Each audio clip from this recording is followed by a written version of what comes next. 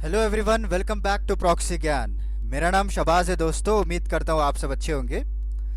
तो आज का जो हमारा टॉपिक है, एक वेरी इंटरेस्टिंग आर्टिकल आज पब्लिश किया गया था एक इंडियन एक्सप्रेस में। अशोक गुलाटी जी जो एक फेमस ऑथर हैं उनके द्वारा। तो मैंने सोचा कि आपको, उन्होंने कई सारे ऐसे इंपॉर्टेंट स्टैटिस्टिक्स और यूएन का डेटा और जो सेंट्रल वाटर कमीशन है उनका डेटा भी इन्होंने अच्छे से मेंशन किया है। तो मैं सोचा कि आपके लिए एग्ज़ाम पॉइंट ऑफ व्यू से वेरी इंपॉर्टेंट है, लाया जाए। तो एक इंडियन एक्सप्रेस का ही आर्टिकल है। तो चलिए आज का लेक्चर हम शुरू करते हैं। ये बेसिकली जो है ये बता रहे हैं अपने आर्टिकल के ज़रिए से कि आप किस तरह से पानी को बचा सकते हैं, बिकॉज रिसेंटली जो वर्ल्ड वाटर डे सेलिब्रेट किया गया था तो उसके पर इस आर्टिकल को लॉन्च जो है लिखा गया है दोस्तों। क्योंकि हाल ही में जो हमारे प्रधानमंत्री हैं उन्होंने कई सारे कैंपेन को चलाए हैं और कई सारे रेस्पेक्टिव स्टेट गवर्नमेंट्स हैं जो वहाँ पे आपको जो स्कीम्स चलते आ रहे हैं, जैसे कि पानी बचाओ पैसे कमाओ, एक पंजाब गवर्नमेंट का इनिशिएटिव है। तो सारा कुछ मैं आपको डिस्कस करूंगा। उन्होंने अच्छे से स्टैटिस्टिक्स भी बताए हैं जो कि एग्जाम पॉइंट ऑफ व्यू से वेरी इंपॉर्टेंट है। तो चलिए आज का लेक्चर हम शुरू करते हैं। शुरू करने से पहले मैं आपको एक छोटा सा वीडियो दिखाना चाहता हूँ, उसके बाद हम लेक्चर में चले जाएंगे। हाय, दिस इज वेरोनिका। अब आप मेरे साथ one on one zoom session book कर सकते हैं कॉम्पिटिटिव एग्जाम काउंसलिंग के लिए। जिस तरह आपके बहुत सवाल रहते हैं कि कॉम्पिटिटिव एग्जाम्स के लिए क्या ऑप्शनल लिया जाए, आंसर राइटिंग कैसे किया जाए, उसके लिए मैं आपको काउंसलिंग दूंगी आपके पर्सनल स्ट्रेंथ्स और वीकनेस पे based. So see you there only on proxygyan.com। Thank you. तो जैसा कि आप सभी लोग ने देखा अभी कि हमारे जो एक्सपर्ट एजुकेटर है वेरोनिका जी, उनके द्वारा आपको एग्जामिनेशनल काउंसलिंग प्रोवाइड की जाएगी दोस्तों। आज ही हमारे वेबसाइट को विजिट कीजिए www.proxygyan.com और अपने टाइम और रिक्वायरमेंट के हिसाब से आप अपने सेशन को बुक कर सकते हैं। तो चलिए आज का लेक्चर शुरू करते हैं। तो रिसेंट करंट अफेयर्स की अगर बात करें तो जो मार्च 22 के दिन वर्ल्ड वाटर डे सेलिब्रेट किया गया था और हमारे जो प्रधानमंत्री नरेंद्र मोदी जी उन्होंने कैच द रेन कैंपेन भी निकाला था। इसके अलावा कई सारे ऐसे कैंपेन चल रहे हैं जो जल शक्ति मिनिस्ट्री के अंडर आ रहे हैं ये, और उसके अलावा भी कई सारे जो स्टेट रेस्पेक्टिव स्कीम्स भी इन्होंने निकाला है। ओके, तो उन्होंने बताया कि वाटर का कितना इम्पोर्टेंस है और आने वाले कुछ दिनों में जो है मेजर सिटीज़ में आपको वाटर स्केर्सिटी देखने को मिलेगी। तो ऑलरेडी कई सारे ऐसे मेट्रोपॉलिटन सिटीज़ है लाइक बैंगलोर, मुंबई, वहाँ पे ऑलरेडी स्टार्ट हो चुका है। तो किस तरह से आप वाटर को कंजर्व कर सकते हैं उसके बारे में उन्होंने अच्छे से बताया है। कई सारे टेक्निक्स जो टेक्नोलॉजी आजकल यूज़ कर रहे हैं लोग, बिकॉज सबसे ज़्यादा जो पानी लगता है हम लोगों को वो एग्रीकल्चर के लिए लगता है। ओके, अगर आप जो मेनली इन्होंने 2 क्रॉप्स के बारे में बताया, राइस और शुगर केन के बारे में, तो आप सभी लोग जानते हैं कि कितना पानी लगता है उसको। जब कभी भी आप कोई राइस के खेतों का अगर देखेंगे, चावल के खेतों को, तो वहाँ पे ज़्यादातर आपको पानी से ढका होता है पूरा खेत। और शुगर केन भी अगर आपने देखा होगा तो वो भी पानी से ढका होता है। तो इतना पानी वेस्ट करना, तो कोई अदर टेक्नोलॉजीज यूज़ कर कर हम उतना ही प्रोडक्शन कर पाएँ तो it's very beneficial for us for future generation also, right. तो इसी को बात करते हुए उन्होंने कहा कि अभी जो इश्यूज अराइजिंग हो रहे हैं कि अभी हमारे पास वाटर तो ठीक है, जो भी रिसोर्सेस हैं हमारे पास, ग्राउंड वाटर, रेन वाटर, उसको तो यूज़ किया जा रहा है, बट आगे चलकर वो रिसोर्स अगर ख़त्म हो जाएंगे तो क्या होगा। ओके, और इसी तरह इन्होंने दूसरा क्वेश्चन भी इसमें आर्टिकल में उठाया है कि जो इंडस्ट्रीज़ में, एग्रीकल्चर में ज़्यादा से ज़्यादा पानी लगता है तो लोगों को पीने के लिए कितना पानी लगेगा, राइट। क्या उनके डिमांड्स मीट हो पा रहे हैं या नहीं। तो ये 2 इश्यूज जो है एक क्लोज अटेंशन देने की बात है और उन्होंने आगे चलकर इसके सॉल्यूशंस भी बताए हैं। ऐसा नहीं कि सिर्फ इश्यूज उठा के बता दिया। आगे मैं आपको पहले स्टैटिस्टिक्स के बारे में बात करेंगे और उसके बाद जो सॉल्यूशंस उन्होंने प्रोवाइड की हैं उसके बारे में मैं आपको बताऊंगा। तो चलिए आगे बढ़ते हैं। तो पहले थोड़ा स्टैटिस्टिक्स के बारे में बता देता हूँ। तो एज पर सेंट्रल वाटर कमीशन, जो वाटर अवेलेबिलिटी की अगर बात करें, 2019 का ही डेटा है, रिसेंटली डेटा है। तो अभी जो हमारे पास जो वाटर अवेलेबिलिटी है, जो एनुअल प्रिसिपिटेशन होता है हमारे पास, हमारे इंडिया में, वो 3880 बिलियन क्यूबिक मीटर्स है। Okay, but only 699 BCM use किया जाता है। ज़्यादातर आपको एवापोरेशन में और कई सारे ऐसे फैक्टर्स हैं उसके वजह से ये जो है वेस्ट चले जाता है पानी। ओके, अगर हम इसको प्रॉपर यूज़ किया जाए और हमारे रेन्स को जो है प्रॉपरली कैच करें हम और इसको बेटर मैनेजमेंट किया जाए तो आगे चलकर जो इसको फ्यूचर जनरेशन है उसको भी यूज़फुल होगा। जो प्रेजेंट जनरेशन है, अभी कई लोकेलिटी में आपको वाटर स्केर्सिटी भी देखने को मिल रही है, तो सारा कुछ आप ओवरकम कर सकते हैं, राइट। तो इसीलिए इन्होंने बताया कि अभी जो 3000 जो 880 बिलियन है उसमें सिर्फ 699 ही यूज़ कर पा रहे हैं हम। तो कितना आपको डिफरेंस दिख रहा है, right? Not even a 1000 BCM। तो ये सारा कुछ हम यूटिलाइज करेंगे तो in future we will get rid of this water scarcity also. तो इन्होंने उसके बाद यूएन रिपोर्ट के बारे में भी बात की है, जो सस्टेनेबल डेवलपमेंट गोल है हमारा, आप सभी लोग जानते हैं, जो 17 SDG हमने डिसाइड किए हैं, 2030 तक हम इसको कंप्लीट करना है। तो अगर आप देखेंगे तो SDG नंबर 6 वहाँ पे क्लीन वाटर और सैनिटेशन के बारे में बताया गया है। Okay, so India achieved only 56.6%। अभी तक सिर्फ 50% ही हम लोग अचीव कर पाए हैं 2019 तक। अब तो 2021 भी आ चुका है, so hardly we have only 9 years in our hand, और हम लोगों को अभी we need to go further and need to achieve the target also. Okay, so जैसे कि इन्होंने बताया कि हमारे जो प्रेजेंट सिचुएशन को अगर देख रहे हैं आप, तो we need to much move faster to achieve this SDG goal, right? तो ये दो स्टैटिस्टिक्स आपको वेरी इंपॉर्टेंट है, क्योंकि इंटरनेशनल और नेशनल ऑर्गेनाइजेशन के द्वारा इसको जारी किया गया है। अगर आप अपने एग्जाम्स में इसको मेंशन करते हैं तो it will get A positive impact also. Okay, तो चलिए नेक्स्ट, जो हमारी नीति आयोग जो गवर्नमेंट की थिंक टैंक है, ओके, उन्होंने भी वाटर के पर जो है एक कंपोजिट वाटर मैनेजमेंट इंडेक्स को निकाला गया था। तो 75% of households in India, can you imagine, only 30% will have the access to drinking water, remaining 75% will not don't have the access to drinking water also। क्योंकि मैं खुद यहाँ पे देख रहा हूँ, even though Bangalore it's a very popular city, it's a very develop city, IT city माना जाता है इसको, बट यहाँ पे भी कई सारे ऐसे लोकेलिटीज़ हैं जहाँ पे सीधा ड्रिंकिंग वाटर का कोई एक्सेस नहीं है। ओके, तो लोगों को पानी नहीं पीने की वजह से जो हेल्थ के कंडीशंस ख़राब होते जा रहे हैं, जैसे कि आप सभी लोग जानते हैं, कोरोना वायरस के अलावा इन लोगों को जो टाइफाइड हो रहा है, कलेरिया हो रहा है, राइट? पानी, ये सब सारे जो वाटर डिसीजेस हैं, राइट? तो एक बर्डन बढ़ जा रहा है यहाँ के स्टेट गवर्नमेंट की अगर हम बात करें। So they need to tackle this issues also. So if you properly manage the water, if you decrease, जहाँ पे ज़रूरत है उतना ही आप पानी पहुँचा रहे हैं, और जहाँ पे इंपॉर्टेंट है वहाँ पे आपको इक्वली डिस्ट्रीब्यूट कर रहे हैं, और उसको पाक साफ करके जो पब्लिक को दे रहे हैं, तो then you will have a decrease in the health burden also. तो इन्होंने जब रैंकिंग निकाली गई थी, तो India ranks 128th in 122 countries. Okay, तो 122 देशों में हमारा रैंक 120 देश है in water quality index, can you imagine?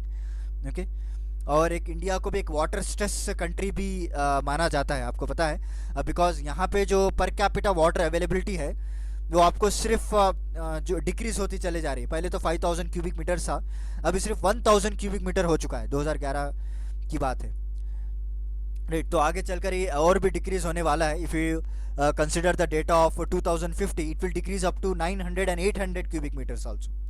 Okay, so India is one of the water stress country। so यहाँ पे अगर हम properly manage करें, अगर एग्रीकल्चर को, क्योंकि इन्होंने ज़्यादातर फोकस सस्टेनेबल एग्रीकल्चर के बारे में बताया है, कि किस तरह से आप ड्रिप इरिगेशन यूज़ करके पानी को बचा सकते हैं, और रिमाइनिंग वाटर आप जहाँ पे यूज़फुल है उसको भेज सकते हैं। तो उन्होंने कई सारे जो है मेथड्स भी बताए हैं, हाउ टू बी इम्प्रूव के अंडर। तो पहली बात तो उन्होंने पर ड्रॉप मोर क्रॉप का कॉन्सेप्ट बताया है। ओके, तो जैसे कि आप सभी लोग जानते हैं कि अपने कई सारे जो फील्ड्स में भी देखा होगा, राइट, कि पाइपलाइन जारी होगी सारे झाड़ों के बीच में जो क्रॉप्स है, तो वहाँ पे ड्रॉप बाय ड्रॉप वाटर को सप्लाई करते हैं क्रॉप्स को। ओके, तो अगर इस टेक्निक को यूज़ किया जाए इन more water consuming crop also, then we can have a huge productivity, right? इसको पायलट बेसिस पे भी किया गया है, हरियाणा, करनाल में, AP में, कर्नाटका में, जो ड्रिप इरिगेशन इसको फॉलो कर रहे हैं आजकल लोग, क्योंकि it's a technology of Israel. So Israel ने हमारे साथ इस टेक्नोलॉजी को डिस्ट्रीब्यूट किया है, क्योंकि आप सभी लोग जानते हैं कि एग्रीकल्चर जो है 78% ऑफ फ्रेश वाटर को यूज़ करता है। ओके, अगर 78% ऑफ फ्रेश वाटर को आप यहाँ पे ये कर रहे हैं, तो आगे चलकर जब ड्रिंकिंग वाटर का कितना शेयर होगा, और इंडस्ट्री वालों को कितना चाहिए, राइट, अदर यूजर्स है उसके लिए कितना वाटर चाहिए आपको, राइट? तो अगर हम एग्रीकल्चर में ज़्यादा 78% से we can reduce minimum 40%, then we can use rest of this 38% also in other activities, right? Drinking water के लिए भी यूज़ किया जा सकता है। तो उन्होंने अच्छे से एग्जाम्पल भी दिया कि हमारे किस तरह जो अभी वाटर एक्टिविटीज़ चल रहे हैं उसको हम शिफ्ट कर सकते हैं, राइट, ताकि हम पर हेक्टर के हिसाब से वाटर को सप्लाई किया जाए, ये भी इन्होंने बताया है। तो लेट्स मूव ऑन, अभी प्रेजेंट स्टैट्स की बात करें। ग्राउंड वाटर देखिए, अभी ग्राउंड वाटर कई सारे, अभी तो समर स्टार्ट हो चुका है, तो ऑलरेडी कई सारे बोर्ड्स जो है अभी ड्राई हो चुके हैं, तो ग्राउंड वाटर भी सूख जा रहा है, और प्रॉपर प्रेसिपिटेशन नहीं है, प्रॉपर रेनिंग नहीं है, तो उसके वजह से जो है अभी एक्चुअली ये कंट्रीब्यूट करता है 64%, बट इसका जो 64% में अभी जो यूटिलाइज हो रहा है वो लेस दैन 10% है। ओके, तो लेस दैन 10% से भी इसका यूटिलाइज किया जा रहा है, because all the wells are getting dried. अभी तो समर सीजन भी आ गया है, तो ऑलमोस्ट कई सारे एरियाज में तो ड्राई हो चुका होगा। तो इसके वजह से क्या, अभी आपने देखा होगा नॉर्थ स्टेट्स में ज़्यादातर इस प्रॉब्लम को फेस करने की ज़रूरत पड़ रही है। ओके, क्योंकि ज़्यादातर वहाँ के ग्राउंड वाटर को एक्सप्लॉइट किया जाता है, और इंडिया भी is one of the water risk hotspot में माना गया है। ऑब्वियसली जब इंडिया का रैंक 120 है वाटर क्वालिटी में, तो इसमें भी तो हम लोग आगे रहेंगे। तो 3 हाईएस्ट वाटर रिस्क हॉटस्पॉट्स में इंडिया का नाम है। मेनली आपको जो नॉर्थ इंडियन के स्टेट्स हैं उसमें आपको ज़्यादातर देखने को मिलेगा, और उसके बाद जो चाइना है और साउथ वेस्टर्न यूएसए हैं, यहाँ पे बहुत सारा वाटर रिस्क हॉटस्पॉट्स माना जाता है, क्योंकि ज़्यादातर यहाँ पे ओवर एक्सप्लॉइट कर देते हैं दोस्त पानी को।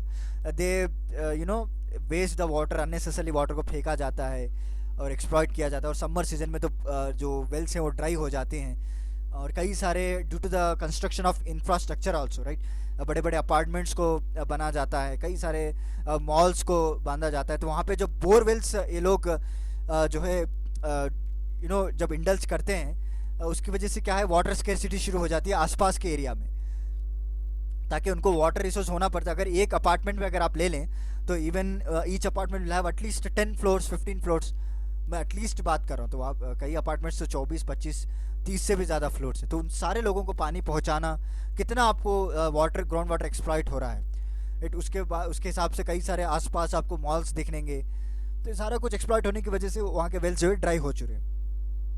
और नेक्स्ट इन्होंने एनालिसिस भी बताया है कि एग्रीकल्चर के जो 2 मेन इंपॉर्टेंट क्रॉप्स है, राइस एंड शुगर केन, इसको ज़्यादातर आपको ध्यान देने की ज़रूरत है, क्योंकि यही 2 क्रॉप्स हैं जो ज़्यादा पानी लेते हैं, राइट। क्योंकि अकॉर्डिंग टू द एक स्टडी की गई थी नाबार्ड और ICAR के द्वारा, इन्होंने जो है जब वाटर प्रोडक्टिविटी मैपिंग की गई, तो almost 60% of water this crops are using. Can you imagine? Okay, 100% से 60% of the water this crops are using. और जो इन्होंने एक स्टेट का नाम भी बताया है कि पंजाब में सबसे ज़्यादा जो है राइस का प्रोडक्टिविटी होता है, और वहाँ पे सबसे ज़्यादा इरिगेशन जो है पानी लगता है। ओके, सो पंजाब में सबसे ज़्यादा राइस प्रोडक्टिविटी किया जाता है। उसके हिसाब से अगर आप देखेंगे तो इरिगेशन जो वाटर प्रोडक्टिविटी उतना ही वेस्ट किया जा रहा है, मतलब वहाँ पे एफिशिएंट प्रोडक्टिविटी की नहीं जा रही है दोस्तों। ये इंपॉर्टेंट पॉइंट है आपको बताने का। So similarly in case of sugar cane अगर आप देखें, ओके, जो वाटर प्रोडक्टिविटी है आंध्रा में आपको ज़्यादातर देखने को मिलेगा, Karnataka and one more state I forgot, Maharashtra, Tamil Nadu. तो अगर आप देखें यहाँ पे भी ज़्यादा वाटर प्रोडक्टिविटी होती है। ओके, तो आगे बढ़कर अगर इन क्रॉप्स को हम एक प्रॉपर रीअलाइन करेंगे, इनके क्रॉपिंग पैटर्न को हम चेंज कर देंगे, सो एक per unit of irrigation water productivity के हिसाब से अगर हम क्रॉप्स को जो है प्रॉपर पानी दिया जाएगा, then it will have a proper benefits. Okay, क्योंकि जो अभी कई सारे स्टेट्स में इसको इम्प्लीमेंट भी किया गया है, वैसा नहीं कि गवर्नमेंट सिर्फ हाथ पे हाथ डाल के बैठी है। So in order to save water, जैसे कि पायलट बेसिस पे अभी करनाल जो मैंने आपको बताया था स्टार्टिंग में ही, और तमिलनाडु, आंध्रा, महाराष्ट्र, यहाँ पे अभी ड्रिप इरिगेशन शुरू हो चुकी है, और बहुत ही अच्छे रिजल्ट्स भी पाए गए हैं दोस्तों। इन्होंने रिजल्ट्स भी मेंशन किए हैं। जब आप नॉर्मल जो इरिगेशन, जो फ्लड इरिगेशन यूज़ करते हैं, तो वहाँ पे 3000 लीटर लगता है पानी 1 kg बनाने के लिए। 1 kg पैडी ग्रेन को ग्रो करने के लिए आपको 3065 लीटर लगता है। वही अगर आप ड्रिप इरिगेशन यूज़ करते हैं तो इट विल मोर और लेस 842 लीटर्स। ओके, इतना आपको लगता है पानी for growing same kg of paddy grain. तो have you seen the difference? कितना डिफरेंस है आपको, 1:3 रेशियो में आपको आ रहा है। ऐसा नहीं कि ठीक है भाई जब ड्रिप इरिगेशन यूज़ करें तो 2000 लीटर्स लग रहा है, राइट। तो there will be a 1:3 ratio, it huge impact. अगर सारे इंडिया में इसको अप्लाई किया जाएगा, then you will have a major impact. Then you can use this water, right, to other purpose also. You can supply this water to the लोगों के पास तक आप सेफ ड्रिंकिंग वाटर भी पहुंचा सकते हैं, इंडस्ट्रीज़ को भी यूज़ किया जा सकता है। तो लेट इट बी, ये पायलट बेसिस के पर इम्प्लीमेंटेशन था, और कई सारे इनिशिएटिव्स भी हैं रेस्पेक्टिव गवर्नमेंट ने। पंजाब गवर्नमेंट ने वर्ल्ड बैंक के साथ मिलकर एक पल एक इनिशिएटिव को स्टार्ट किया गया है, और दूसरा इनकी जो पॉलिसी है वो पानी बचाओ पैसे कमाओ।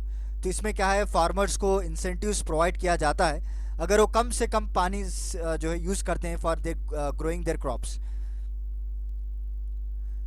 क्योंकि आप सभी को जो है पता तो चलता है ना कि ज़्यादातर आपको राइस यहाँ पे पंजाब में ग्रो किया जाता है, तो इसीलिए इन्होंने जो है एक एंटाइटलमेंट्स रखा है, अपने उनके डायरेक्टली बैंक अकाउंट्स में पहुँच जाएंगे पर्टिकुलर अमाउंट। तो this are very innovative things. तो उम्मीद करता हूँ आपको आज का मेरा लेक्चर पसंद आया होगा। So make every drop of water count. Okay, आप भी पानी को बचाइए। आगे चलकर जो है समर सीजन स्टार्ट हो चुका है, अभी बहुत लंबा जाएगा है, राइट, ताकि हम स्केर्सिटी को बचा पाएँ। Make a efficient use of water. तो चलिए फिर मिलता हूँ मैं आपको अगले लेक्चर के साथ, कुछ इंटरेस्टिंग टॉपिक के साथ। तब तक के लिए धन्यवाद दोस्तों।